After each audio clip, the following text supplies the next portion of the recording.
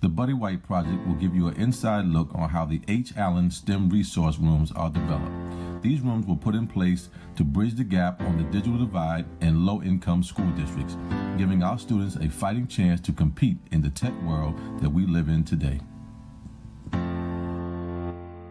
Play with a smartphone at home, and do you have a tablet at home? Yeah. So when you come to school, it's kind of difficult after you've been playing with that and then you get on the blackboard, right? Yep. Yeah, I kind of thought so. So if you had a new math and science room, it would help your education go forward, wouldn't it? Yeah. So what would you like to see? Well, I would like to see us have a smart board or in a math and science room. Okay. What's your favorite subject? Math. Being involved in this program with the schools has worked out very well because it's very in line with what Stables is doing now, and we're really trying to make sure that customers are aware of the fact that we can make more happen, and we're making more happen in the school districts with the young students, with the young people, and I think it's a great thing for us to be a part of it. I'm glad we can make it the success that it has been. Active learners with technology, we just don't have the technology to support their learning. Setting up something like a boardroom is probably something that students are not haven't been exposed to at this point, and just explaining that there are certain careers where this might be the environment that you're working in, I think would be a great way for them to experience it firsthand.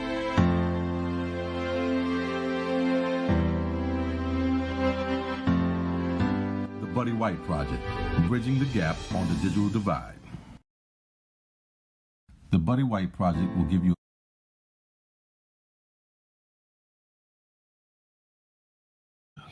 Good morning, and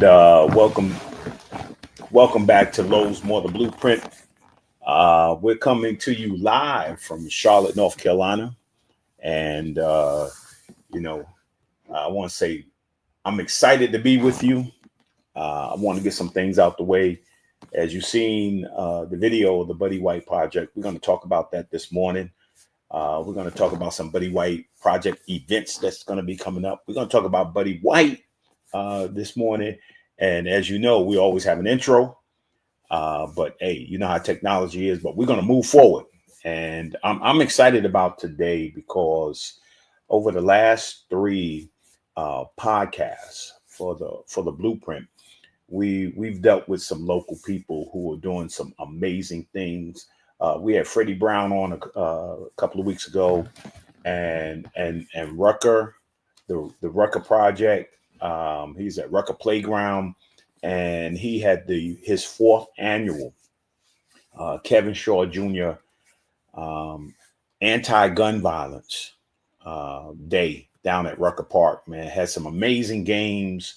Honored Mr. Bill Shadler, who recently passed away, and honored some wheelchair basketball players, honored some legends from Rucker Park, and many of those guys from Rucker Park.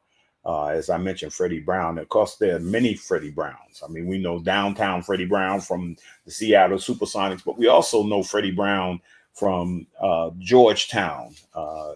We don't want to talk about the negative thing, but amazing basketball players coming in out of New York City, out of Manhattan, the Bronx, Queens, just so many great players. It was great to see Mr. Bob McCullough.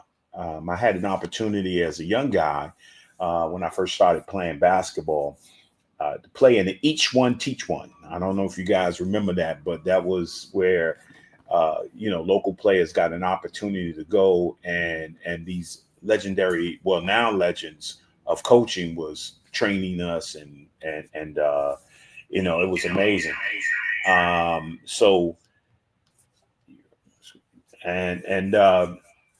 Bob McCullough was there. I mean, he's actually older now, right? He's older now, and I got a chance to see him and hang out with him last week as we Kevin Shaw Jr. was a 26-year-old young man, had two or three degrees, had a master's degree, and was gunned down at 26 years old. And Freddie Brown was doing a tremendous job on making us aware that we need to get guns off our streets. So it was just amazing. We got Mr. Buddy White today. We're excited for his project and what he's doing in technology and education. So as we start to move forward, I'm down here in Charlotte, North Carolina, right? And of course, my wife's mother is from, and family is from Charlotte, North Carolina, and he was one of the first Black principals in Charlotte area, and we're here to have like a mini family reunion. As you know, my oldest son, I've been saying it for a little while. My oldest son, Lowe's the third, right, is performing in the play Ain't Too Proud: The Life and Time of the Temptations. We got a chance to see the show last night, but the main show it was a show Friday, 2 shows today, and 2 shows on Sunday here in the Charlotte area. If you're in the area or close by, make sure you just grab a ticket and come on by. We have on the last show. This is the end of the tour. He's been on the tour since last September. Over 200 shows now on the road, and on the last show, we're actually going to have like 75 friends and family members at the last show on tomorrow night at 7:00. It's gonna be awesome. Last night was awesome. We got to participate. We didn't participate, but we were in. At the end of the show, they did a talk. We did a talk. Some of the benefactors were having a conversation with him and with all the cast, and they was talking about what they enjoyed about the show, what were their main songs, what their most important songs are.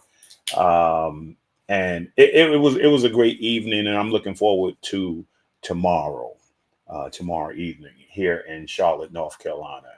And let me say, before I get rolling, all right, before I get rolling, I want to have a moment of silence because there's some crazy stuff that happened in Texas, right? And so the Central Texas floods, I want to offer some prayers, for them. I mean, just the tragedy as we talk about education today, and as we talk about young people today, and we talk about giving back today. I mean, so many young people, before they even had an opportunity to I mean, I'm having a little hard time, but because I think we all want the best. I'm very fortunate to have 4 very beautiful children, and I can add some more to it that my wife and I have an opportunity to impact their lives, right? And just to see so many kids at a camp, and so many kids that just got washed away in the flood, it kind of broke my heart to see that happen in Texas. I mean, it's a tragedy that, man, I just wanted to say, to the family, man, my prayer, I've been praying for you guys. I mean, I don't know what to really say, about that incident, that situation, but I was thinking about it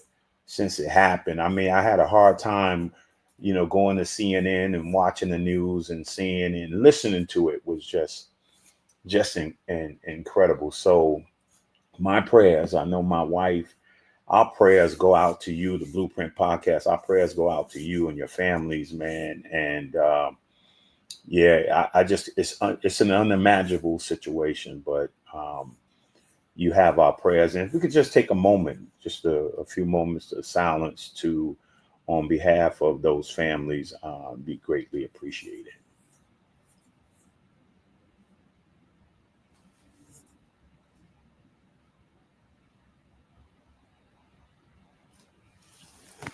All right. Yeah, that's a hard one, but I want to move on. Right now, I'm going to move on my book of the week. Right. Yeah, that's my book of the week. I don't know if you guys have had an opportunity to to go to Disney uh, in Orlando or the Magic Kingdom in California, but this is a book that a gentleman wrote, Christopher W. Perry, on the church mouse, and that's my book of the week. It actually talks about hospitality, and it talks about that he took what he had learned and experienced from being at Disney, and the hospitality and the friendship, and why so many millions of people want to go there, and have, even adults, young people and adults, have such a wonderful experience because of the hospitality that's shown, the kindness that's shown during the course of their experience at Disney. I remember, when I was getting drafted in the NBA, I went to one of the places they took me was the Magic Kingdom in Los Angeles as I was waiting for the draft, man. And when I walked up to the Magic Kingdom, man, and I saw Mickey and Minnie and all them out there, man, I was like a little kid because I didn't get a chance to go there when I was young, but I was still a kid at heart.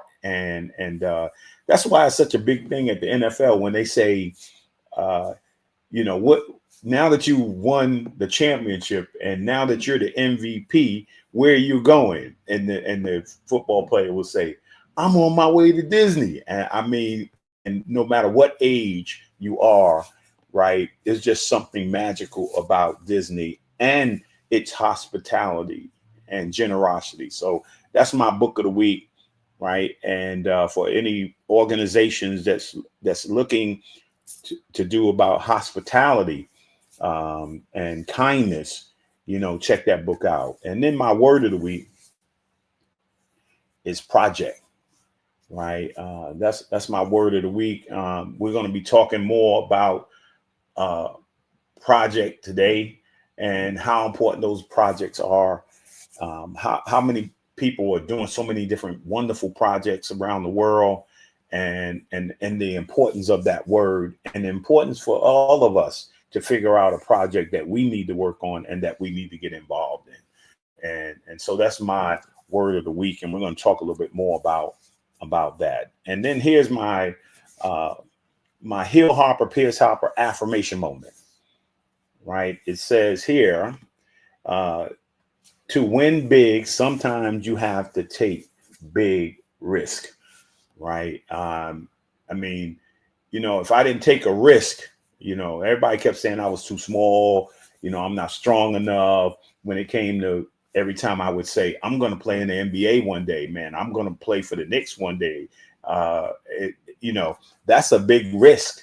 But when you put in the work, when you put in the time, when you believe in yourself, right, sometimes you just go for it. I mean, whatever, if nothing else, and I didn't make it to the NBA, one thing I knew at the end of the day, I was going to graduate from high school. I was going to ultimately, which I did, graduate from college. So if I never made it in the NBA, man, I took the risk, right? But there was a reward because I ended up with my college degree. So take risk, because you can't get anywhere without risk. And I'll tell you, from a spiritual standpoint, faith is risk, right? When you trust God, it's a risk also. So here's my music and movie of the week. Right, gratitude is my music of the week. And then I got a chance, just before I came down here, I got a chance, since I'm retired, you know, every now and then, one of my favorite things to do is go to the movies. If you didn't get a chance to see F1, it's out now. Brad Pitt. It's a driving movie. Make sure you check that movie out, man. It's a wonderful story, you know, between generations, a generation battle going on. Brad Pitt being an older gentleman, and then an up and coming young Black African American man who's trying to make it in F1, and so it's an amazing story. And then I got my person of the week. Right, my person of the week is Buddy White. I mean, hey, you know, I got to say this, that, and he's going to be coming on in a minute, and that I have, you know, I was at the Boys and Girls Club for 27 years before I retired from the Boys and Girls Club.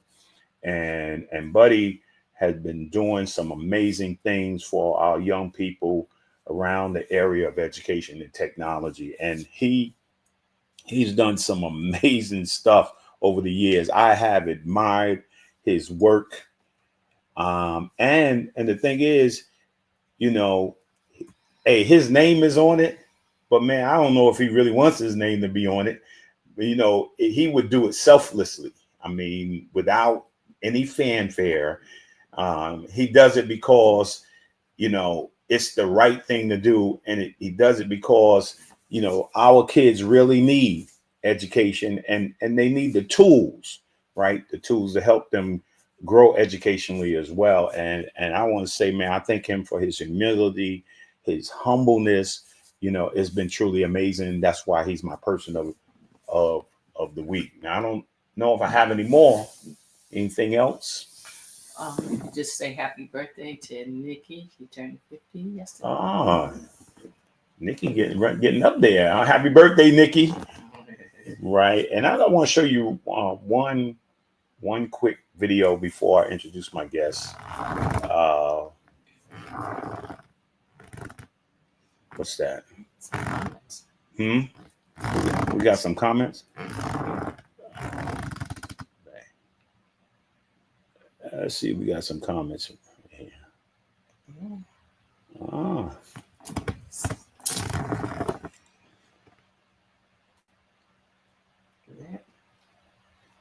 And then we got a happy birthday.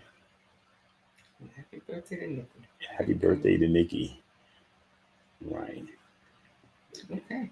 All right. So let me show you this video, and then my guest for today, Mr. Buddy White, will be with us here shortly.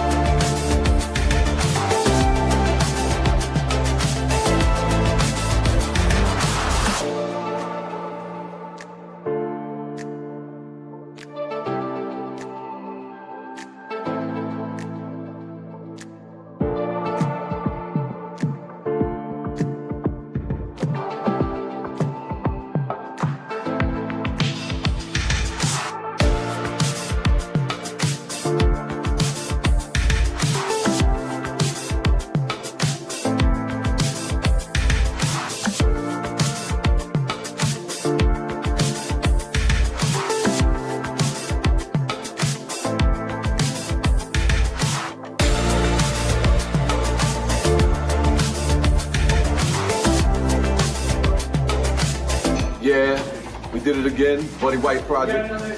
Great honorees, amazing students. We're moving the needle. We're taking 67 students down to the Intrepid on May 22nd. That's what it's about, man. We having a great time, pushing education, and we're gonna continue to do this.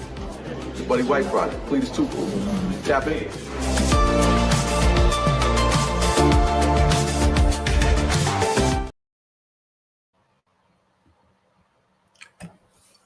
Buddy. Good morning, good morning, good morning. Good morning, man. How you doing? Things are great. Things are really great. Thank you for having me this morning. I appreciate it. How's things with yourself? Yeah, I mean, as I was saying earlier, man, I'm from afar.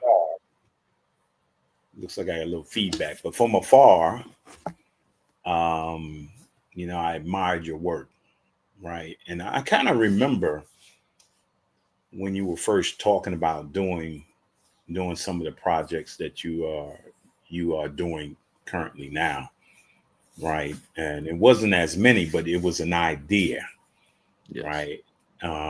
And I put that up there when you say you got to take big risk, right? Because I was in the non-for-profit world and it's not easy, you know. But I'm really appreciative of all the work that you've done. How many years has it been? It's going on 30. 30 years. Wow. That's a long time. But before we get into the, you know, into the 30 years, right? I was reading an article that I think it was done by the school district, Mount Vernon School District, and you mentioned the Boys and Girls Club. I don't know what's our age difference. I'm gonna be blessed to be 60 in November. So okay, so for me, I'm 68. Okay. Right. So it's an 8-year difference from when you was in the Boys and Girls Club, right? And I was in the Boys and Girls Club. I think it was the Boys Club then. Was it the Boys Club still? When you was there? So. Yeah. So talk about, because we both have this Boys Club experience. Before we get into it, talk about your Boys Club experience. Because I remember you, but I'm like I'm 8 years different. Yeah. You know, and so a lot of people as I'm coming in and out the Boys and Girls Club and trying to do my career, whatever it is, you know, you're dealing with, you see young kids, you know, but you don't like really know, we don't have no relationship, you know, so I know there's a difference, but talk about that experience. And I don't know if you know, I remember your face.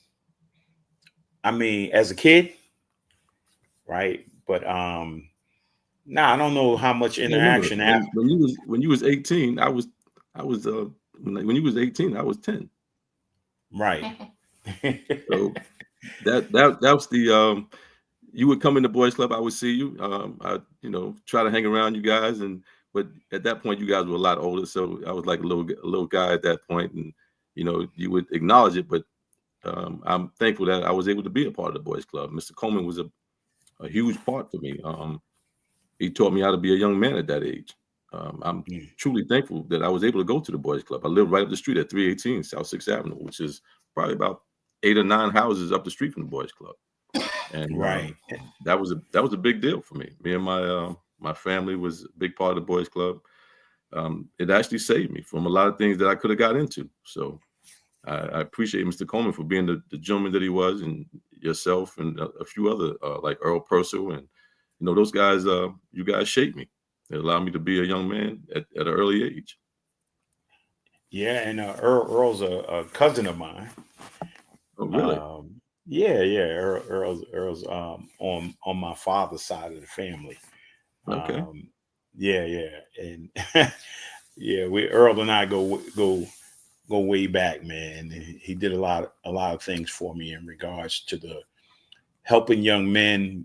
When I first came to the Boys and Girls Club, helping young men find jobs, helping adults. He had the business where he would go out, and if there were young teenagers looking for jobs or adults, he would go out and help them, find jobs and stuff like that, and help them develop their resumes. That was his business at that particular time. Okay. And so Earl and I go way back, and so the White name. So let me help me draw a connection between, because you live right up the street. I think it's those. Was it those the connecting buildings up houses. there? Yep, Yeah, the connecting houses up the street from the club, right next and door to Wayne Brewington. right, yes, right, and I don't know.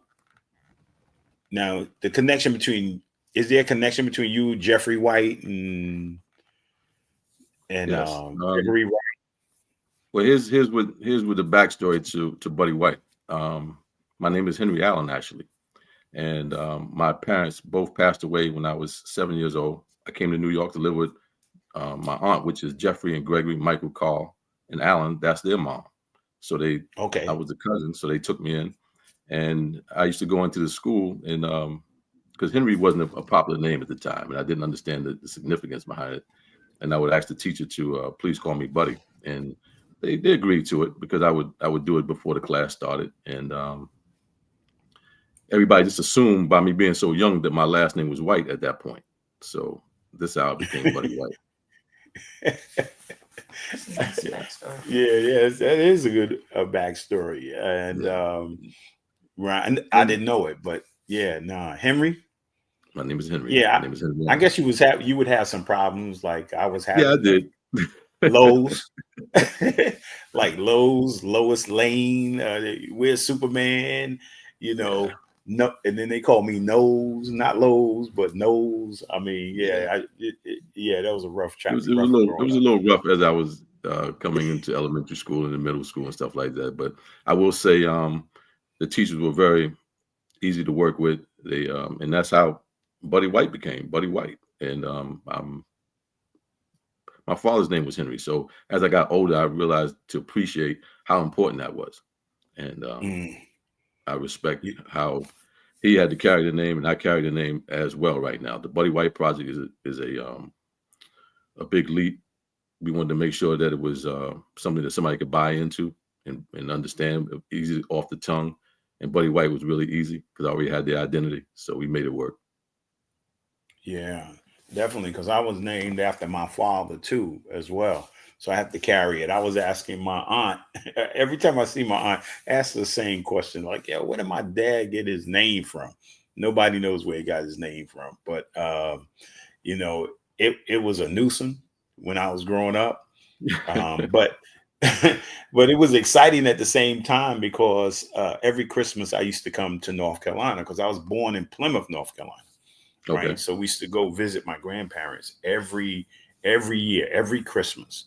And I would stay awake from the time I left Mount Vernon all the way to Plymouth for one reason. Of course, it was two, actually. Every house was had decorations on it. Every house. Everywhere you went, and you were just looking at to see who had the best house with the best Christmas decorations. And number two was one time I saw my name. Remember Lowe's? Yes. And it was in Elizabeth City. Now I'm a young kid, so I don't know how far Elizabeth City is, but I would stay up all night just to see my name, Lowe's. People used to tease me about the name, but I was like, there go my name, right? And now you got Lowe's everywhere. I mean, I went to Lowe's in Yonkers, and so I was looking at a door. We were looking at a door at the house, and so she said, "Can I get your name?" And I said, "Lowe's." And she said, "No, we in Lowe's," like that. So I said, "No, my name is Lowe's." She said, "Your name is really Lowe's?" I said, "Yeah, Lowe's more." So yeah, I mean, names can be tricky. Yeah, I mean, I had to get to an age where I understood the significance of it and how important it was to carry my father's name. So I do it with pride today.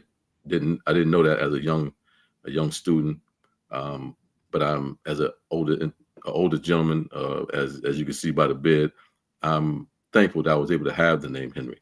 It gives me the strength, the courage, and everything else to move forward. And I want to make him proud as well. I know he's looking down on me. Yeah.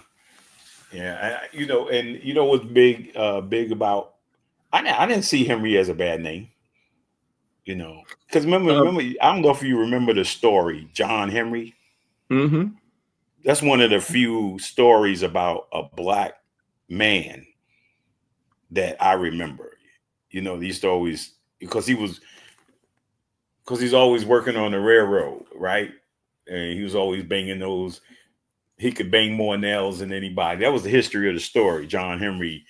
He Yes. was end up being a cartoon, end up being the book, the story in the book. So whenever you hear Henry, you always start it with pride. Oh, I remember John Henry. Yeah, Right. But and the name Henry. I had to come to that point. I didn't understand that as a young man. I had to come to that point as I started becoming an adult. And then I realized how important, like I said, I realized how important it was to carry my father's name and leave a legacy for him as well. Yeah. Talk a little bit.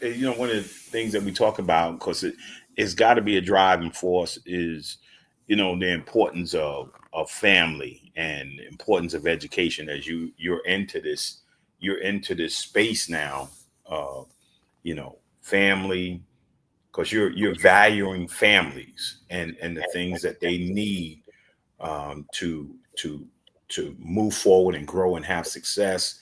I always think of three things that in my life: and family, the power of it, the power of education, and the power of faith, and the importance of the three, right? And talk about that growing up, because now you said you lost mom and dad. Now you're in another family. Think about that. We think about that all the time. Of all the I mentioned earlier, my wife and I, we have 4 kids, right? But yet we think about the kids that we have been able to nurture and help grow, that are extended family, that have come into our lives, and that we had to had to nurture.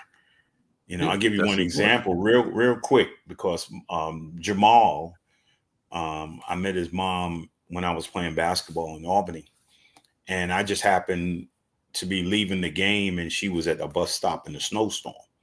And I'm like, I know there's no bus coming, right? But I asked if I could give her a ride. I gave her a ride from Albany to Schenectady, and I helped her get upstairs. And family was a little intoxicated at the time. When I came up, they didn't know who I was, and I was just trying to help her up. And she was pregnant with 2 kids, right? And I helped her get upstairs, and I said, look, I'm just giving her a ride home. And eventually she asked me to become a godfather, to her son. Wow. And my wife and I said yes. And some years back, she ended up passing away. And of course, he came into our lives and been into our lives. Now we got him, his kids, grandkids. So talk Yeah. about family and how important that is. I've had a great support system. Um, I will say when I first got here, it was a little tough because now it's a transition from being an only child to being the 7th child in the house. So it was a little difficult to challenge. I mean, the transition. But as time went on, I was able to adapt and become Buddy White. My aunt just passed away recently, last year, at 94, and Wow. she, she was amazing, tough. When I tell you tough, she was tough because it was 6 boys and 1 girl in the house, so she had to be tough. And I'm thankful that she was the woman that she was, because it allowed me to have a tough skin as well. She gave a lot of support to make sure that I was trying to do the right thing on the most of the time. So that was super important. Then I had an aunt that lived upstairs. Then I had another aunt. Her name is Sherry Harris. They all made sure that I had the tools to become a pretty decent person, which I think I became okay as time went on. So You said just the okay.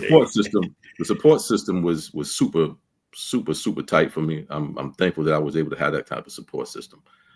Education, me personally, I dropped the ball on education. I think you and I had spoke about this prior. I didn't take education as serious as I should have. I graduated high school, but I didn't go on to college. I wanted to get into the world and be productive, and that's how I ended up cutting hair for God knows how long. I was great at it, and it allowed me to have a certain set of skills that follow me to the day, where I'm able to have 4 or 5 different conversations at one time and understand each conversation, understand the person I'm talking to. So those things carried forth. Education is super important because I seen my daughter graduate high school and college, and I thought that every parent should feel that, because that was a major for me. And she did well. She's doing well for herself, which I'm thankful. And the projects that we work on give young students the tools that they need to be great students. And with great students become great people. And with great people, you have a great community. And that's what we're working on, to try and provide these services that will make great people for the community.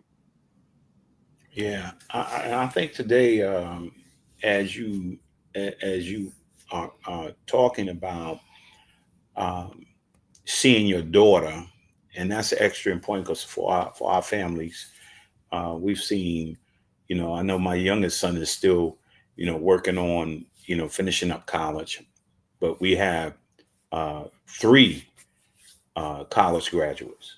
Forward with Jamal. Congratulations. Yeah, and forward with Jamal, we talked about Jamal. Congratulations. Yeah, and two of them with Master. master's degrees. So you got a principal, a coach, and then I mentioned Losey being an actor, And Jamal's a nurse. and Jamal's a nurse, and Isaiah's coaching basketball. He's in the wheelchair, so Yes. he coaches able body. He has the AAU programs.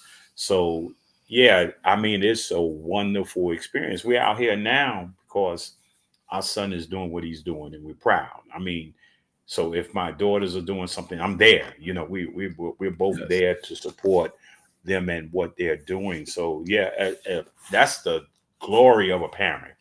I Yes. mean, Yes. you like, wow, it's amazing. And I think that's what we wanted as we have experienced, I want you to, as we have experienced these things personally, right? And education isn't very, very important. But I think you have to align education also with what you end up doing, which is becoming an entrepreneur, right? And I think that should be options, like when kids go to and graduate from high school, right? That going to higher education is important, right? But so is going into business, right? So I want you to speak to how important it is today for us to look to be business people, to own our own businesses, and to be entrepreneurs. And you even started the foundation. So The entrepreneurial spirit is a tough spirit, because a lot of bumps and bruises that people don't see, and you have to have a really thick skin, because you're gonna have some great days, and you're gonna have some good days, some bad days, but there's nothing like the feeling of controlling your own destiny, and that's the part that I think we should teach more of this to young students coming through high school. Like you said, giving them the option and seeing a different path than just going into corporate America, or just not understanding how the pieces of being an entrepreneur works. I didn't go to school for that. I dived right in head first. A lot of bumps and bruises, but I was able to transition and pull it together and do a few different businesses that allowed me to flourish.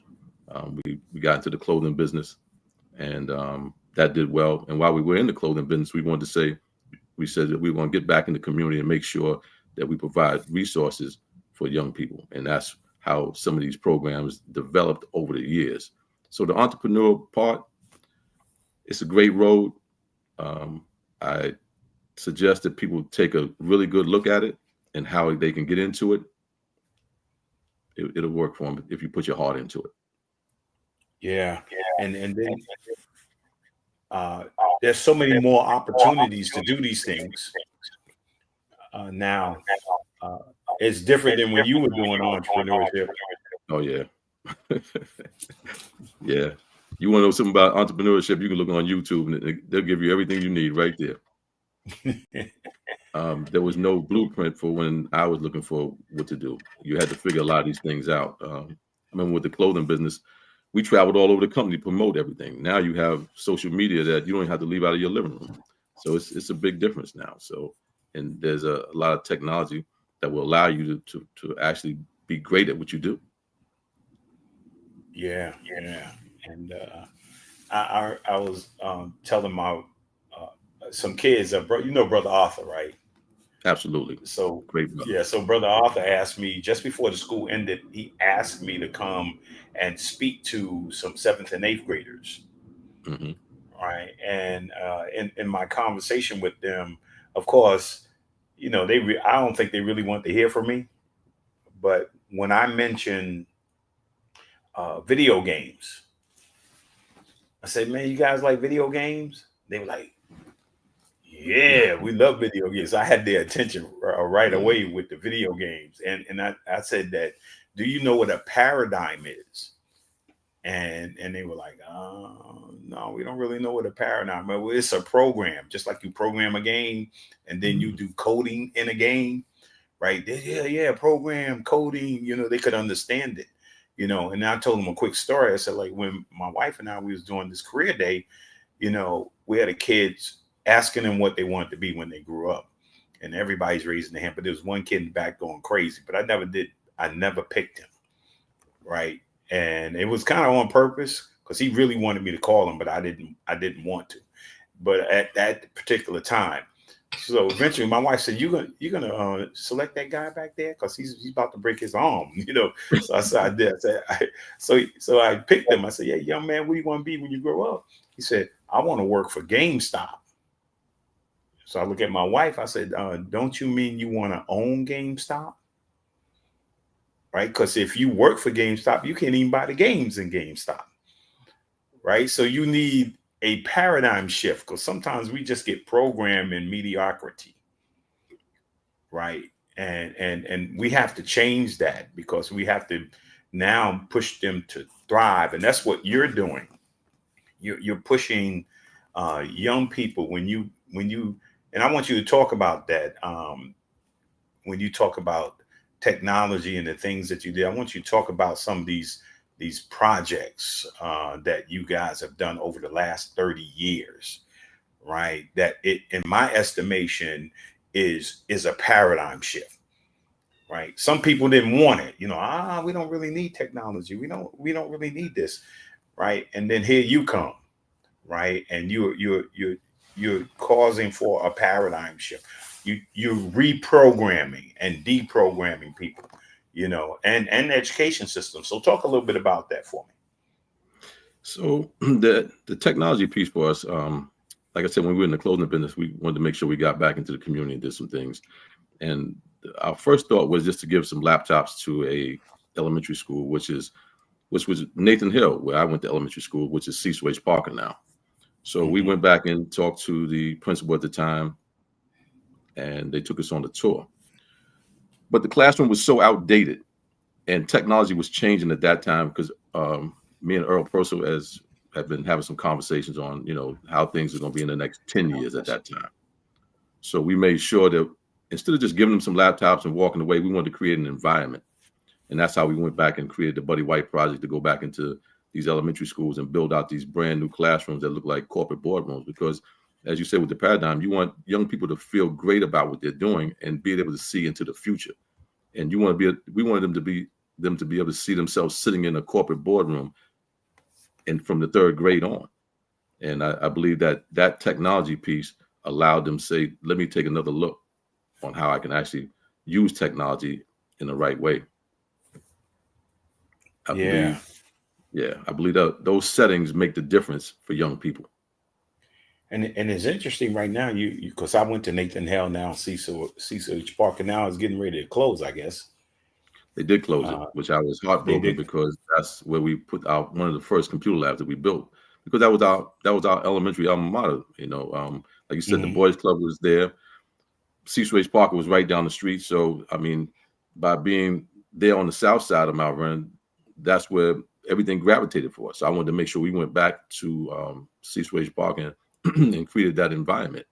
That's that video you first seen when we first came in. It Right. was a great feeling. The students were amazed. The teachers were open to the technology, but they weren't understanding of the technology at that point.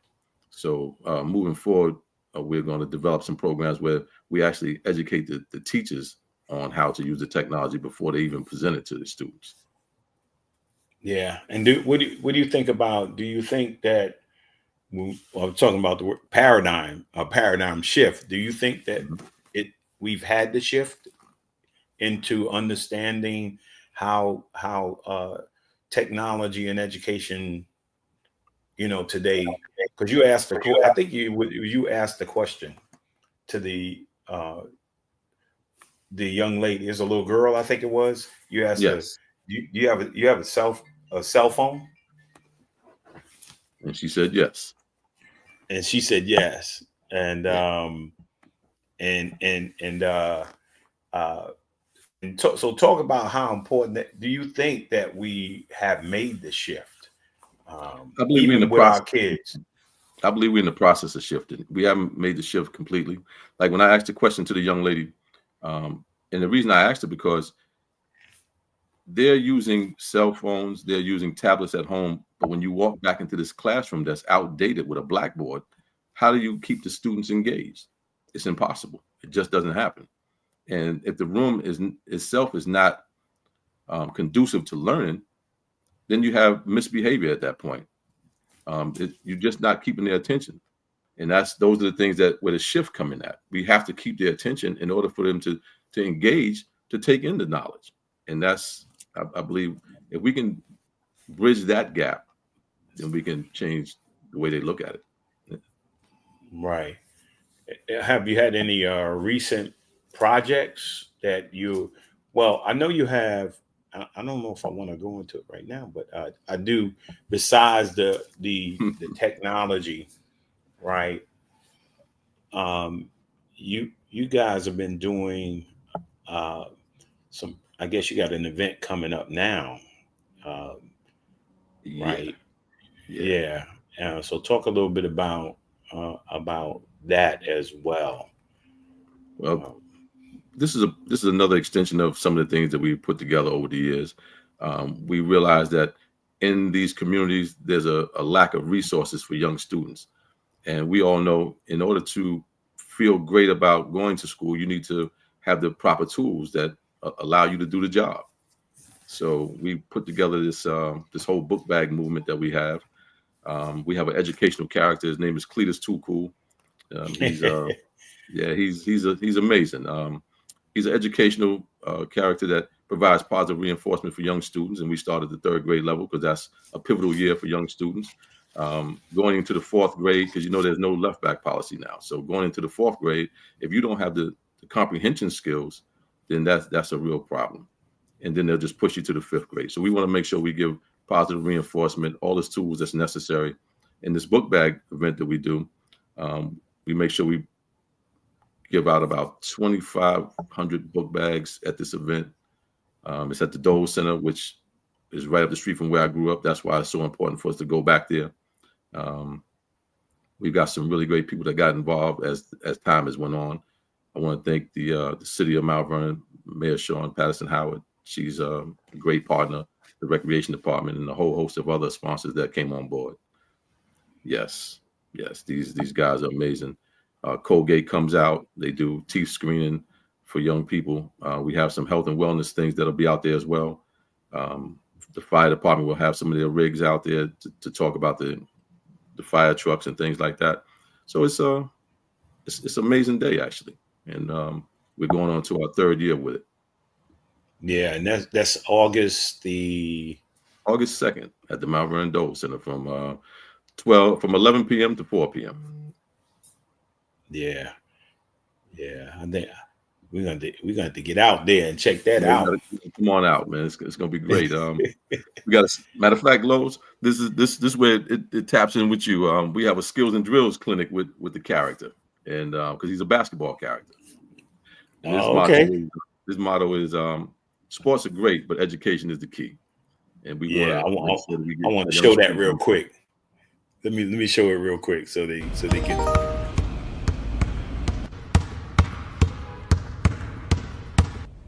Basketball is super cool. Watch me take off. Booyah! In your face. Yeah, that dunk was cool, but education is cooler. Technology will change the way education is presented and received. So let's make the Buddy White Room 2.0 accessible to all children across the world. Education is the key. Take it from me. Cletus Too Cool. Yeah, so we developed Cletus to be a cartoon character. We have probably about 10 episodes that we're going to launch on YouTube in the next few weeks. Then you can take a look at Buddy White Project on YouTube. You'll see all of his escapades of where he goes to different places, where he makes elephant toothpaste. It's all educational based, and then you'll also be able to see a lot of the events that we do with the students, like our essay contest. That we do an essay contest, and it's based on reading and comprehension. They write an essay on how important education is, and there was a few different students. Mabaya Hawk from PS 153 in the Bronx. That's Jasmine Ward from the Waterbury area. She wrote an amazing essay. These young students are in the 3rd grade, right? But they write like they're in college. And this is not with AI. Because we sit down and screen these essays to make sure that they don't use the AI, and they use their imagination, and they use the writing skills that they have came across in the last, I guess, from K to 3, and things have changed. This is where the paradigm is, because things have definitely changed. The vocabulary has changed. The writing skills have changed. That's Mubaya. She's from PS 153. And then from that point, all the students are winners from this essay contest, and then we take them on a field trip. We just did one where we took the students down to the Intrepid Museum, which we had a great time. We took 68 students, 69 students. Amazing day. Yeah, to the Intrepid. Yeah, I was amazed because I'm a big kid at heart. So when we go to these places, sometimes they got to drag me out of these places, and they're like, "Buddy, it's time to go." I'm like, "Okay, I'm coming. The bus is gonna leave me, buddy." I'm like, "Okay, I'm coming." That young man name is Aiden. He's on the dean. He's on the principal's list. The 1st, 2nd, and 3rd marking period of this year. We were able to present him with a brand new laptop at our Black Tie Affair. And we got some great programs that young students can actually take advantage of the resources that we have. We want to make sure get down there in the Carolinas where you are. Yep, that's another one. His name is Troy. He did really well on his essay contest, and I believe he went to Pennington. What's the school that's over there by in Mount Vernon, over there by what is that? You got Pennington and Trapegan and Holmes. Trapegan. That's where he's at. He's in Trapegan, and he wrote an amazing essay as well. These young students are amazing with their pen. We just have to give them the opportunity, because the writing culture has changed with this whole cell phone thing. They don't get a chance to write as much, so we want to encourage them to write and use their skills to be the great people they are. Yeah, and that's one of the main reasons why I started the blueprint, because when I think we all have obstacles. We all have. There may be some people. A few perfect people. My wife may be one of the perfect people, but Perfect what? She said perfect what? But in terms of, man, she probably had no weaknesses academically, but for me, it was a struggle. I had a dream. I wanted to, since 6th grade, being in Nathan Hale, right? it says, how can a person from afar help out? That's Wayne Johnson. Oh, you remember? Yeah, that's what he said. Wayne Johnson. I mean, Gary Johnson. Remember all them guys? Gary Johnson. Turn. He's Absolutely. too young. Yeah. See, and he said he's not in town, but you can donate. What's the is there a website? I think there's a web. I don't know if I put it Yeah. up there. BuddyWhiteProject.com. Or they can go to our Give Butter. I mean, our Butter. Yeah, we got some. Darlene, if you're listening, if you could post our Give Butter text code, that would be great. Yeah, Darlene can put it up there. Yeah, we definitely want to get folks there. Yeah. Greatly appreciate it. Darlene said, "Hold on." Yeah, she'll post it for me. I'll Give Butter. They can donate directly through a text link. We appreciate everything. Yeah. But yeah, I wanted to say that, that's why young people should not be ashamed, because we all have our strengths and weaknesses. And for me, the obstacle was literacy. I had a struggle growing up. Read. I think one of the things I learned from the boys club over the years, as we did homework help and we provided tutoring, that those are skills like a basketball skills, or the fundamentals of basketball, the 5 fundamentals of basketball. If you don't know those fundamentals, then you can't be successful. There were some fundamental things in terms of reading, and number one is, for me, it was phonetical sounds. How do I sound out words, and how do I make words make sense for me? Right. And to be able to read and then comprehend what you read. So is so important. And well, I guess you would see, well, my book, I'm doing a relaunch of my book from the Boys and Girls Club to the NBA, Life on the Narrow Road. And I talk about, that's one of my obstacles was, in order for me to be successful, to even have an opportunity to play basketball, I had to be able to read. I had to be able to comprehend what I read, because then I wouldn't test well. Yes. Right. So what you're doing is so important to that, because if a kid can't read and they can't comprehend what they read, and they don't have writing skills, right, we find ourselves behind the 8 ball right away. And we got to keep promoting what you're promoting. We need to keep promoting it. If we're going to have the paradigm shift we want, right? And I told some kids, those 7th and 8th graders, I said, look, during the summertime, you must read, right? And I told them, like, I didn't get better as a basketball player during the season. I got better as a basketball player in the off season, right? This is the off season. This is where right now so many kids fall behind, because they go on vacation, they go to summer, and they don't do any reading and any writing all summer long. Yeah, it's tough, and this is why we attack the 3rd grade, because that's the pivotal year. If you're not actually being able to comprehend on the 3rd grade level, going into the 4th grade, it creates a host of problems, and this is why we definitely get involved with the 3rd graders. But what I'm starting to see now, that these 3rd graders now are actually a lot more advanced than 3rd graders 10 years ago, and that's because of this whole picking up the phone and being able to text every 5 seconds. So they're able to actually put it on paper now, instead of just texting every 5 seconds. And that's what you're seeing? I'm seeing that in some of like, we get hundreds and hundreds of essays all the time. When we get a chance to actually sit down and read through about 40 or 50 of them at the same time, we can see the difference. a lot of the AI is being implemented. So it takes a little bit for us to read through them to make sure that those are not happening.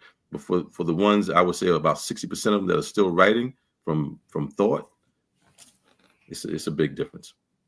Right. Those And young individuals that you're seeing that won the laptops and things like that, you can see the difference. Huge difference. Yeah. And there was a comment that was just up. Which one? Yeah. Reading, writing, arithmetic. There's one before that one. When she's talking about the summer packs. Okay. Are they still giving out summer packs from schools? They barely give out homework now. Yeah, they do barely give out homework. But one of the big things during the summertime was that one of our biggest offers during the summertime was that we support and help your child complete their summer packs. Okay. Because it used to be that they got a summer pack that had so many books, a certain number of books, right? And then they had a pack of information that they had to do, every day. And then they would evaluate that once the summer ended, right? And one of the problems, and we would help sit down. We had like an hour and a half where we would sit down. It was an education hour, and Yes. we would have our counselors work with the kids on completing their summer packs during the summertime.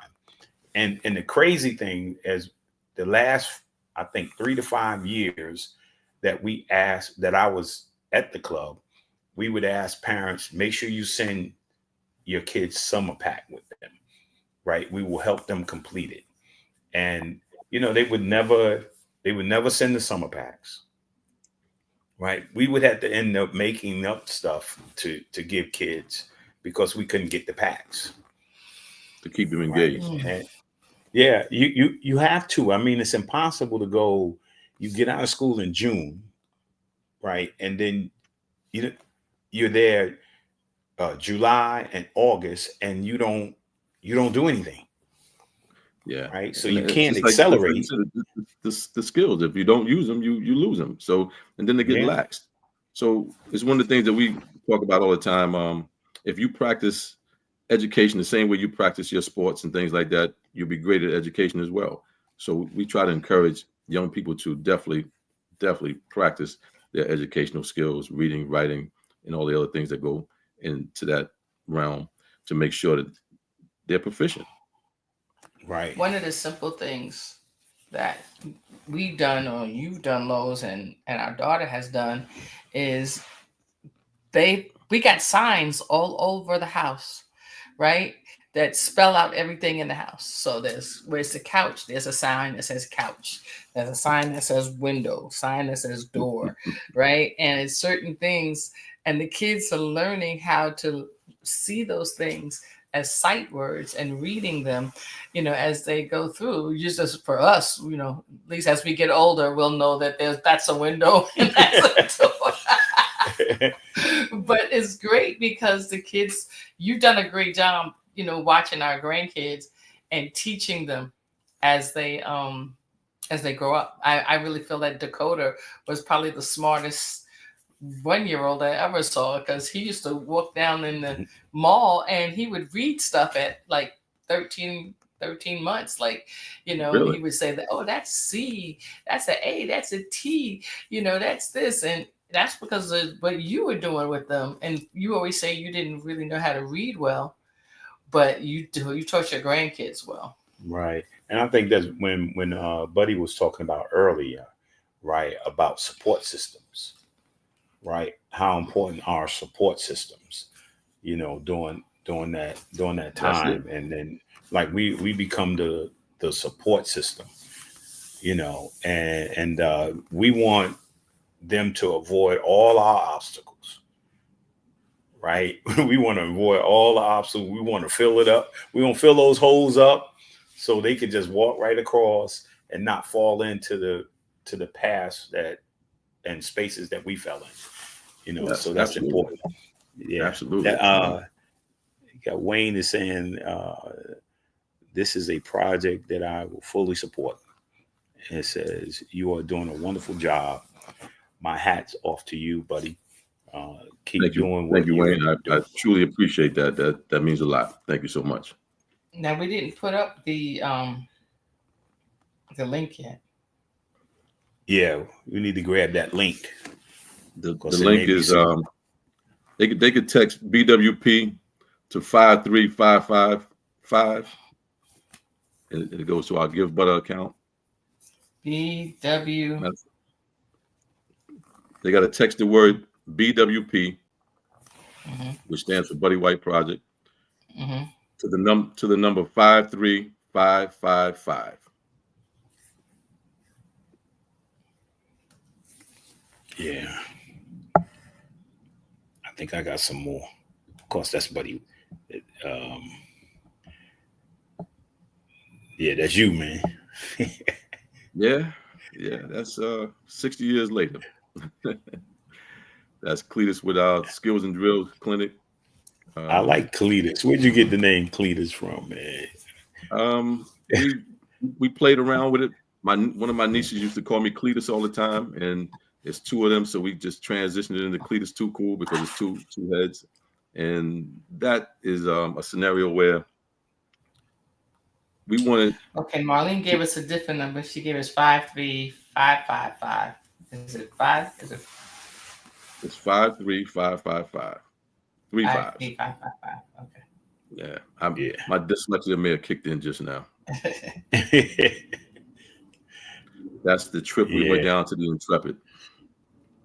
Yeah, there was a lot of kids down there that day too. We had a great. When I tell you we had a great time, I was excited to go and explore it myself. The young people were able to get into some helicopters, and it was amazing. It really was. Yeah, one time we were connected to I think it was you had something where Best Buy had, right? This is you at Best Buy for the holidays. Yeah, but we was out doing some shopping. We go out and buy like 25 laptops over the Christmas holidays, and that goes towards essay contests, and then we do some individual things as well for young students. We want to change the way education is presented and received. We want to make a difference. We want to see how we can actually make it fun, and this is where Cletus Too Cool comes in at. Being able to interact with him, being able to go back into some of the school districts, it's amazing. We got some great response, and we're looking forward to doing a whole bunch of other different programs that will incentivize young people to be great. Yeah, that's some of the you got the T-shirts, you got the bags. I like it. I gotta get me that. Them. I mean, I know the book bags for kids, man, but now you need one in the house no matter what. Yeah. If you don't got a Cletus Too Cool book bag, you don't got a book bag. I saw the book bag. I was like, yeah, I got to get me one of those. I'm going back to school. We got about 8 different colors, some camouflage, some camouflage pink for the young ladies. We got a whole host of different colors but we'll make sure we get some out to you. Yeah, that's Parker Turner. That's awesome. Yeah, he's one of the essay contest winners from Grimes School. He did really well. And matter of fact, we took his whole 3rd grade class up to the Norwalk Aquarium, and they had a turtle in there that was like 35 years old. I was amazed. What? They had a turtle that was 35 years old. They had some sharks. They had a little bit of everything in there. Yeah, see, they don't know. That's why Boys and Girls Club was important, because during the summertime you got to go to the zoo, learn about animals, go to the aquarium, right, and go to all these real cool places like the Intrepid. We took about 40 kids to the Intrepid because we were doing robotics at the club. We did robotics and we did the technology as well, but we would take the kids down to compete at the Intrepid. The Intrepid had a competition down there for robotics, and really we nice. Had Intrepid's nice, right? I mean, all those places are important. the Empire State Building, Yes. right? Yes. Isn't yeah, and the Statue of Liberty, right? I I've mean, never those, been, but I'm looking to go. you know, we always took that. What's that boat? Uh, Yeah, the Circle we Line. go around, yeah, the The Circle Circle, Line. We went Circle there a couple of times, Line. you know. But I don't know. We had never gone, but one of our anniversaries we spent in Battery Park at the hotel, Okay. and Very you nice. could walk across the street where the area where you could go to the Statue of Liberty, and that was like literally the first time we were grown. The first time where we went over to, I think it's Ellis Island, and you walk around. That was actually the first time we actually did it. You know, we actually was standing on the same ground that the Statue of Liberty, and you learn so much, right? You learn so much by going to one thing we did at the Boys Club. I don't know if you remember going to the National Museum of History, Yes. going down there all the time, you know, and oh, nice. That was from us. We just made a donation. That's from us. Mm. Thank you We so just much. made a donation. Thank you so much. That's very kind of you guys. No, that's awesome, man. I just love what you do. I mean, I probably never said it, right? But yeah, I always admired what you were doing, man, because you know, when you help people, right? I mean, this is the most amazing thing, you know, and seeing you out there doing it, you know, I wasn't like, oh, what Buddy you doing? No, Buddy's doing his thing, and Well, thank I you. enjoyed it. Yeah, Um, yeah, I had some really great examples of how to be. I had some great examples of what not to be, and I've taken it and made sure I did the right thing in the community and abroad. I will always go make sure I come back to home, which is Mount Vernon. That's where I'm from. Sixth Avenue is where I grew up. Everything was in the 3-block radius for me. So that's why it was so important for us to come back and make sure that we tap into the community and provide some resources that can actually make a difference. And yeah. And it was great to see this year. The first time we hadn't had the summer league in Mount Vernon. Well, I have to say this. I gotta give kudos to Pastor B Joy.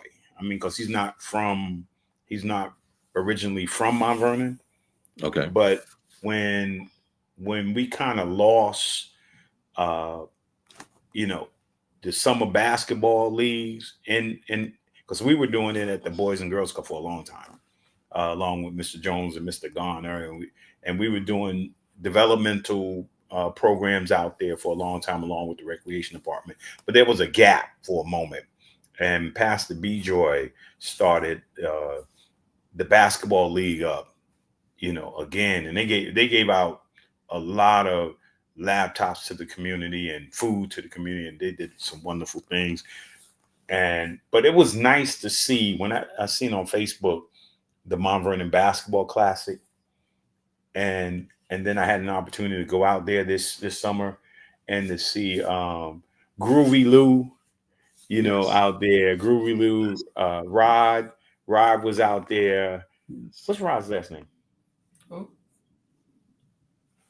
Well, Rod was out there with Groovy Lou. I can't Rodney Swain. because he Rodney Swain was out there and with Groovy Lou, and they're running the summer basketball league. I think the Yeah. championships is getting ready to come up, but it was great to see all the guys that were in the projects.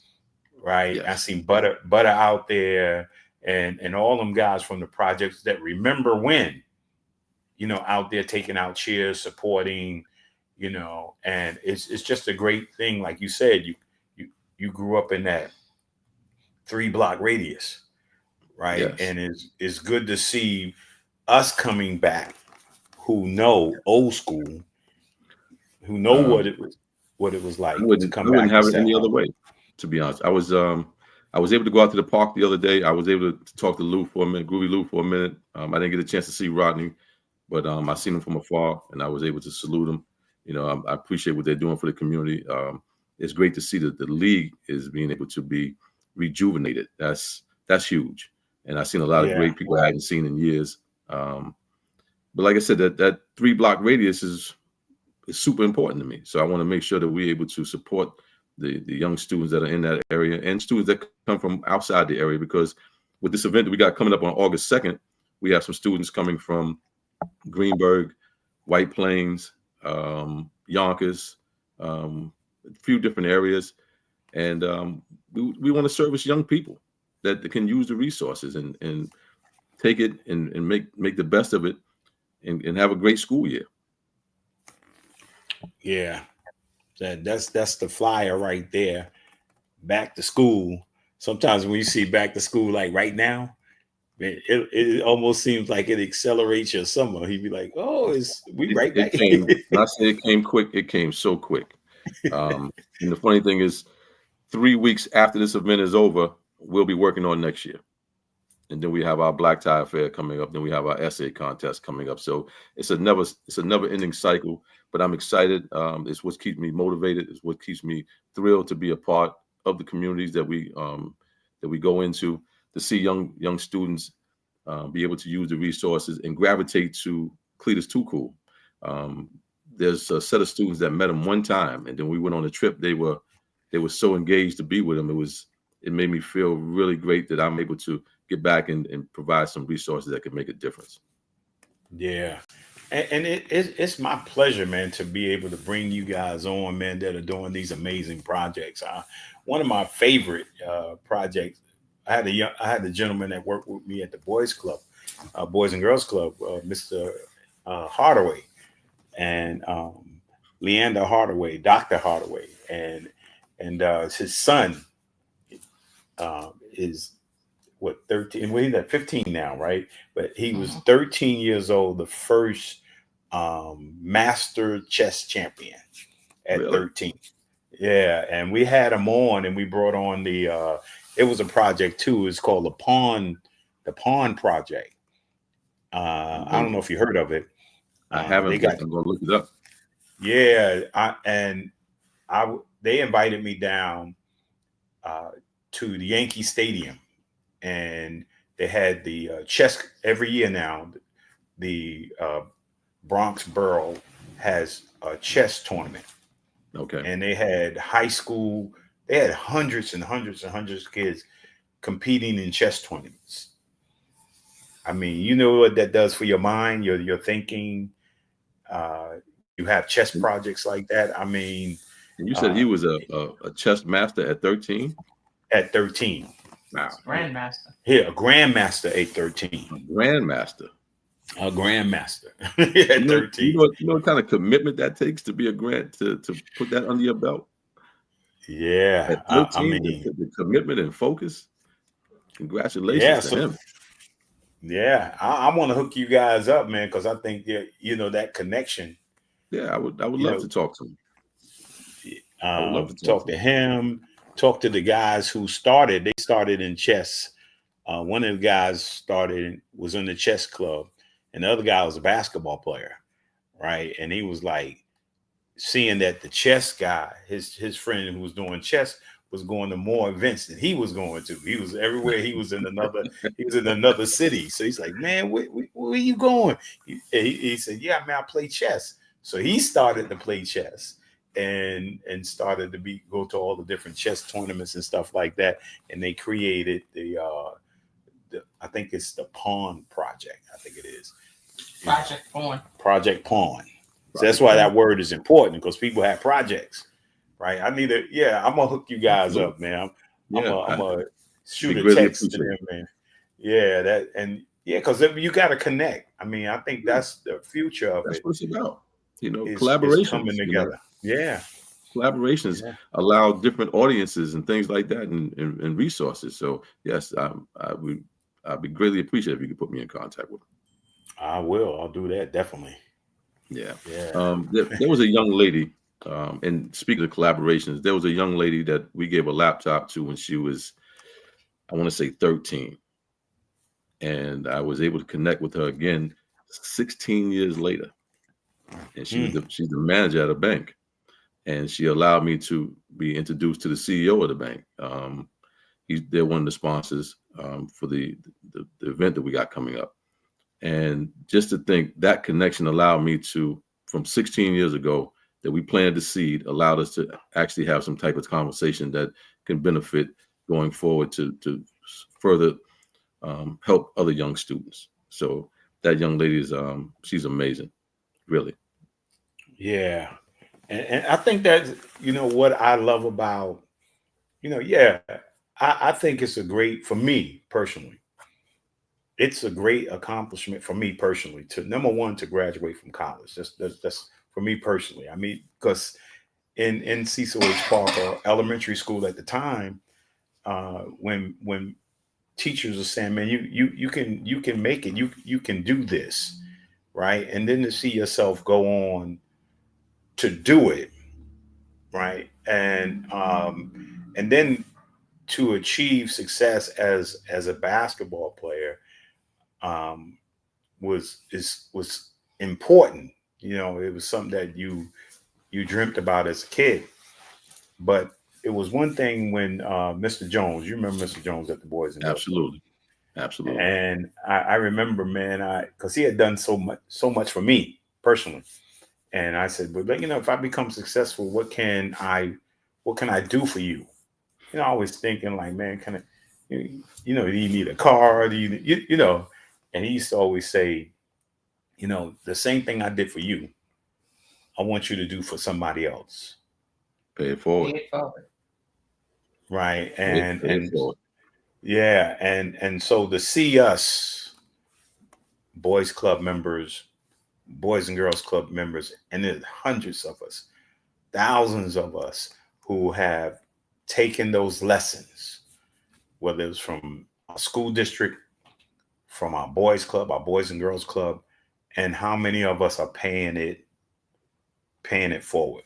And that's what I appreciate when I see you doing what you're doing with the Buddy White Project, and seeing it at different levels, from the technology in schools to the laptops giving to young people, to the essays, kids writing essays, reading. You got to read to write the essay, and to see people excelling, and to see and to hear those testimonies, the story you just finished saying, right? And you, like, I'll say what Denzel said to me, and what I say all the time on the Blueprint, right, is that we are pebbles that are dropped in a pond that are given a ripple effect, right? You just, the story you gave is just a ripple effect of one person, right, that you sowed a seed into, right? And there's so many more. Denzel said, you don't know how many people you're going to touch, right? And you don't know how many people you touch that's going to touch another person, but yet you're going to touch somebody that's going to touch thousands of people, man. And that's the blessing in this. Yes, it is. Yes, it is. I'm truly thankful. I appreciate the sentiment words that you just said. I just want to be humble and continue to work, keep my head down, and provide a service. They say, what I've realized is, what have you done when you leave here? And I want to make sure I've done some great work before I leave here. Well, you already done that. Yeah, you're already doing that, man. Thank you very much. That's very kind of you. And you know what? There's some information too as well. You know who would be proud? Mr. Right? Coleman. Mr. Coleman would be proud. Ah, man. Listen, Mr. Coleman did so much for me as a young man. He gave me insight on how to be a young man. He said, you carry your head high, you keep your chest up, and you speak with confidence. And I get emotional every time I speak about him, because he did a lot for me as a person, as a young man. And I try to pay it forward all the time. Yeah, and he used to coach my wife when it was the Boys Club. That's why he's talking about getting emotional. I'm over here like, okay, stop, buddy. Yeah, because Mr. Coleman when it was the boys club, he was coaching the girls in the boys club on the basketball team. You know, and go ahead. I got some lifelong friends, some partners of mine that we've been together since boys club days, and I mean we are extremely close. Holiday, you name it, we're close. And Mr. Coleman made that possible. If you had a discrepancy, he would make you put the boxing gloves on. Oh, you went there. You went. And the other part is that he made you shake hands after that, and it was over. Yes. And you enjoyed each other as friends for the rest of your life, and that's what I have today. Yeah, so I'm truly thankful to Mr. Coleman. Yeah, I was just thinking we're about to get emotional on here, but I think about everybody that I came up in the boys and girls club with the exception of Mr. Thomas, who's still with us. Yes. But when I came back to the boys and girls club as an executive director, right?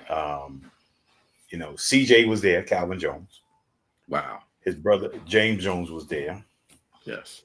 Mr. Coleman and Andrea Brown, and all four of them are no longer with us, but that there goes that ripple effect. Yes, absolutely. And yeah. And you mentioned, but you know what though? This is where we talk about legacy, right? They left a legacy. They passed a torch, and people like Buddy, yourself, some other people have picked up this torch. The guy from last week have picked up the torch and have relit the flame so that somebody can pick up the torch behind you. So remember that movie? Was it Jesse Owens' story, and how he would take a walk, right? And he took a walk with somebody who was a great track star, and then when he met Carl Lewis, and he took him on the walk, and Carl Lewis ended up doing what Jesse did. It's like that's what you guys are doing. So he's crying over Mr. Coleman, somebody will cry about what Buddy has done in their life. Yeah. Yeah, that's heartfelt there. Thank you so much. I'm just a humble servant. That's all. That's it. Well, Buddy, I want to thank you, man, for coming on. And I'm looking forward to, on August the 2nd, we're looking forward to being at the Dole Center. Yes, please come on out. Yeah, come on out. And hey, don't be afraid to donate, because that's where it all starts. That's where we can all connect. That's where we could all be helpful, right? Because in order for Buddy to do what he does, in order for Boys and Girls Club to do what it does, it takes resource, right? And we must support our organizations. A question for you.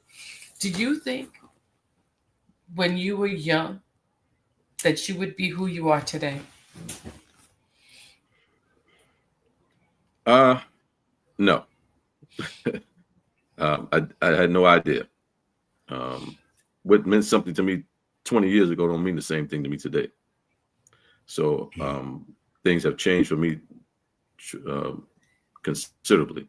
And that's because 34 years ago, I had a daughter, and she saved my life. It gave me responsibility for something other than myself. So those things have changed over the years. The motivation has changed over the years, and I'm thankful that she was able to save my life. So that brings me to who I am today. Wow, awesome, man. Buddy, thank you, man. I look forward to seeing you on August the 2nd. Absolutely. Right, and hold on for a second as I close out. Okay. Yeah, we had a little technical difficulties, but that's what technology does, and it's not perfect. But hey, the essence of this is what we are doing, right? And what the impact that we're having currently in the lives of young people. I tell you, more importantly than just playing basketball was the importance to go back and do what Mr. Jones said, right? To go back to my Boys and Girls Club, right? And give back. And so I want to say thank you to each and every one of you who support the Blueprint podcast each and every week. I look forward to seeing you next week. And I always say this as I leave: if the Lord allow you to wake up. Before let's just give another shout out. Oh, this week to this rest of the weekend. Ain't Too Proud, Life and Times of Temptation, Charlotte, North Carolina. And then this is the end of the tour, right? And my son Losey is playing Eddie Kendricks. And if you're in the Kansas City area, he's going to be in Kansas City next week in an outdoor theater. It's going to be amazing. It's been an amazing trip since last September. But again, thank you for your support of the Blueprint podcast. I say this every week. If the Lord allow you to wake up tomorrow, make tomorrow your masterpiece. God bless you, and I'll see you next week. Did you put this in? No, did you put the video on? There we go. We really hope you enjoyed this episode of Lowe's More, the Blueprint Podcast.